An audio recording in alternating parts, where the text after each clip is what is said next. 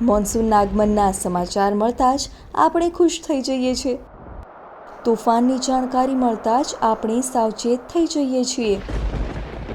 આ બંને ઘટનાઓનો મુખ્ય કારકોમાં એક છે પવન, અર્થાત વહેતી હવા. શું તમને ખબર છે કે મોન્સૂન શબ્દ અરબી ભાષાનો શબ્દ મોસમ ઉપરથી આવ્યો છે અને મોસમનો અર્થ છે હવામાન મુજબ પવનની દિશામાં આવતો બદલાવ. તો ચાલો આજે જોઈએ પવનની દિશા અને ગતિ. Wind, direction and speed. હવામાન મથકમાં આપણે પવનની દિશા દર્શાવતું સૂચક જોયું હતું. તેને અંગ્રેજીમાં કહે છે વિન્ડ વેન.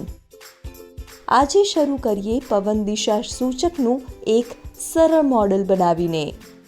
આ સામાન જોઈશે: રંગીન કાગળ, એક સ્ટ્રો, એક બાજુએ રબર હોય તેવી પેન્સિલ, એક લાંબી સોય અથવા પિન, કાતર અને એક સ્ટેન્ડ કે જેની ઉપર દિશા સૂચક સીધું ઊભું રહી શકે. સૌપ્રથમ કાગળ ઉપર આ પ્રકારે બે આકાર કાપી લો. આનાથી જ બનશે દિશાની સૂચના દર્શાવતું તીર.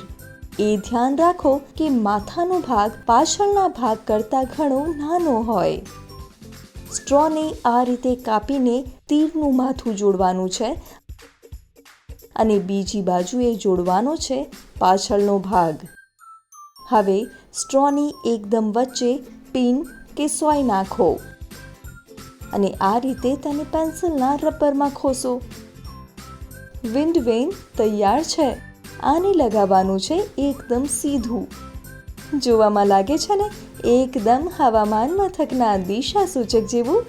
વિન્ડ વેનથી પવનની દિશા જોવા મળે છે, એટલે કે પવન કઈ દિશાથી કઈ દિશા તરફ વહી રહ્યો છે તે આપણને ખબર પડે છે. આને ટેસ્ટ કરીએ પંખાની સાથે. તમે પોતે જુઓ પંખાની સાથે સાથે તીર કેવી રીતે ફરી રહ્યું છે. દિશા સૂચકના તીરનું માથું હંમેશા પંખાની દિશામાં, અર્થાત દિશા સૂચકના તીરનું માથું આપણને જણાવે છે કે હવા કઈ દિશામાંથી આવી રહી છે. હવે આપણા દિશા સૂચકને પણ હોકાયંત્રની મદદ વડે સેટ કરીએ. હોકાયંત્રનો લાલ કાંટો હંમેશા ઉત્તર દિશામાં હોય છે. અમે પણ કાગળ ઉપર ચારેય દિશાઓ લખી અને હોકાયંત્રની મદદ વડે શોધ્યો જવાબ. North, south, east, west. અમારા દિશા માપકના અનુસાર અત્યારે પવન પૂર્વથી પશ્ચિમ દિશા તરફ વહી રહ્યો છે. જો તમારી પાસે હોકાયંત્ર ના હોય તો તમે સૂરજ ક્યાંથી ઉગે છે અને ક્યાં આથમે છે તે જોઈને પણ દિશાઓ જાણી શકો છો. દિશા સૂચકનું તીર સતત થોડું હલતું રહે છે. તેનાથી ખબર પડે છે કે આપણી ચારે બાજુ વહેતો પવન થોડી થોડી દિશા બદલતો રહે છે. પવનની દિશા સાથે માપવાની હોય છે તેની ગતિ પણ. હવામાન મથકમાં આપણે પવન વેગ માપક એટલે કે એનિમોમીટર જોયું હતું. હવે તેને બનાવવાનો જુગાડ. આ સામાન જોઈશે: થર્મોકોલના 5 ગ્લાસ, કાણો પાડવા માટે પંચિંગ મશીન, રબરવાળી પેન્સિલ, 2 સ્ટ્રો અને એક લાંબી સોય અથવા પિન. એક ગ્લાસ બની જશે સ્ટેન્ડ. તેમાં આ રીતે 4 કાણા કરો, એક જ સ્તર ઉપર સામસામે. 4 કાણાવાળા આ ગ્લાસના તળિયામાં પેન્સિલની ગોળાઈના માપનું એક વધુ કાણું. હવે ગ્લાસમાં આ રીતે આરપાર બંને સ્ટ્રો લગાવી દો. બાકીના 4 ગ્લાસમાં પણ એક સમાન એક કાણા પાડી દો. આમાંથી એકને અલગ રંગ કરી દો. હવે ચારેય ગ્લાસને સ્ટેન્ડમાં લગાવેલી સ્ટ્રો સાથે જોડી દો. ધ્યાન રાખો કે બધા ગ્લાસના મોં એક જ તરફ ખુલતા હોય. પેન્સિલના રબરને ગ્લાસમાં આ રીતે ફિટ કરો. પવન વેગ માપક તૈયાર છે. જે બાજુથી ગ્લાસનું મોં ખુલ્લું હોય છે તેમાં હવા ભરાઈ જાય છે અને માપકને ગોળ ગોળ ફેરવે છે. જેટલી તેજ હવા તેટલા વધુ ચક્કર. આપણું વેગ માપક ભલે સાચી ગતિ ના બતાવે, પણ આપણને એક અનુમાન જરૂર મળે છે. લાલ નિશાન જોઈને આપણે સરળતાથી ચક્કરોને ગણી શકીએ છીએ. પરંતુ હવામાન વિભાગ અનુમાન નહીં પણ રીડિંગ આપે છે. પરંતુ આ નંબર પવનની ગતિ નથી, તેની ગણતરી કરવી પડે છે.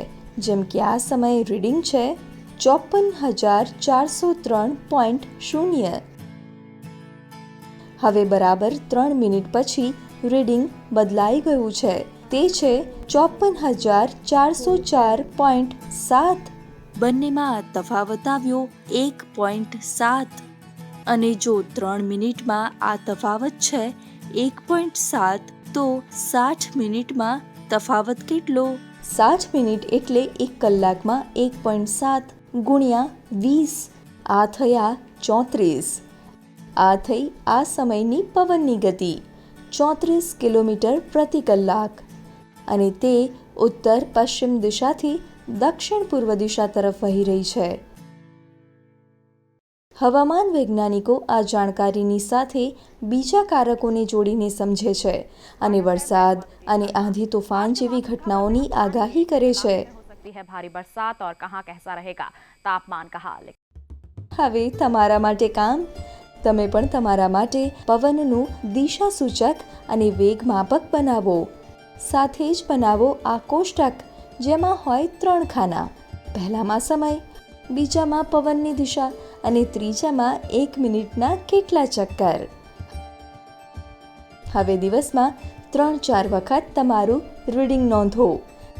તમે જે સમજ્યા તે વિશે ચર્ચા કરો અને બની શકે તો વિડીયો બનાવીને શેર પણ કરો.